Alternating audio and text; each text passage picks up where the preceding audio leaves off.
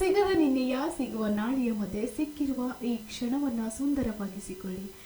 ಆ ಕ್ಷಣವನ್ನು ಸಂಭ್ರಮಿಸಿ. ಯಾಕೆಂದರೆ ಈ ಕ್ಷಣ ಎಂಬುದೇ ಸತ್ಯ. ಮುಂದೆದು ಯಾರು ಬಲ್ಲರು ಅಲ್ವಾ?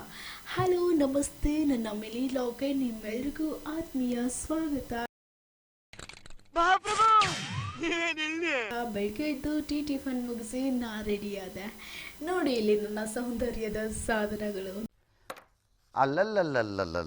ನಾನು ರೆಡಿಯಾಗಿ ಕೆಲಸದ ಕಡೆ ಹೊರಟೆ. ನಮ್ಮ ಮಿಡ್ಲ್ ಕ್ಲಾಸ್ ಜನರ ಐರಾವತ ಅಂದರೆ ಅದು ಸರ್ಕಾರಿ ಬಸ್ ಅಲ್ವಾ. ಬಸ್ನಲ್ಲಿ ಕೆಲಸದ ಕಡೆ ಹೋಗ್ತಿರುವಾಗ ನೋಡಿ ಇಲ್ಲಿ ಈ ಬಸ್ಸಲ್ಲಿ ಜಾಸ್ತಿ ಹೆಣ್ಮಕ್ಳೇ ಇದ್ರು. ಇದನ್ನ ನೋಡಿ ನನಗೊಂದು ಸಾಂಗ್ ನೆನಪಿಗೆ ಬಂತು. ಯಾವುದಂತ ನೋಡ್ಕೊಂಡು ಬರೋಣವಾ? ಸಿದ್ದರಾಮಯ್ಯ ನಿನ್ನ ನೆಂಬಿದೆ, ಜಗವೆಲ್ಲ ನಿನ್ನ ನೋಡಿ ನೆಂಬಿದೆ, ಈ ಮನವೆಲ್ಲ ಬಾಳ ಬರೀ ಇಂಥದೆಯ.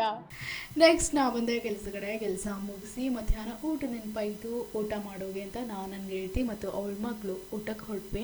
ಊಟ ಮುಗಿಸಿ ಮತ್ತೆ ಕೆಲ್ಸಕ್ಕೆ ಹೋಗಿ ಕೆಲಸ ಮುಗಿಸಿ ನಾ ಹೊರಟೆ ಮನೆ ಕಡೆ. ಮನೆಗೆ ಬಂದು ನೋಡೋಷ್ಟರಲ್ಲಿ ಎಲ್ಲ ಅಡುಗೆ ಖಾಲಿಯಾಗಿತ್ತು. ಮನೆಗೆ ಬಂದು ಅಡುಗೆ ಮಾಡಿದೆ. ಅಡುಗೆ ಮುಗಿಸಿ ಕುಳಿತುಕೊಳ್ಬೇಕನ್ನೋ ಅಷ್ಟರಲ್ಲಿ ನನ್ನ ತಮ್ಮ ನನಗೆ ಅಂತ ಒಂದು ಹೊಸ ಫೋನ್ ತಂದಿದ್ದ.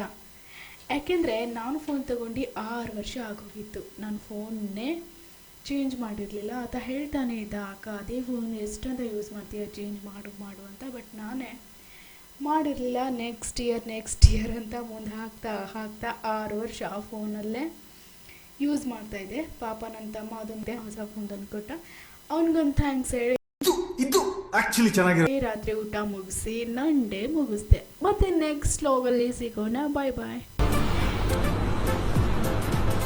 ಅಷ್ಟೇ.